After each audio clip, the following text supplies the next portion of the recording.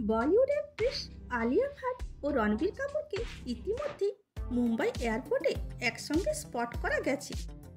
আলিয়া রণবীর ও মেয়ে রাহাকে নিয়ে new year সেলিব্রেশনের জন্য মুম্বাই ছাড়ছেন, তবে তাদের ডেস্টিনেশন কোথায় তা এখনো জানা যায়নি। এই সময় আলিয়ার কোলে চেপে রাহা পাপারাজিদেরকে দেখে। রাহা খুশিতে পাপারাজিদেরকে হাই বলে আর তারপরেই ফ্লাইং কিস ছুড়ে দেয়। রাহার এই কিউটনেস সকলের মন জয় করে নিয়েছে।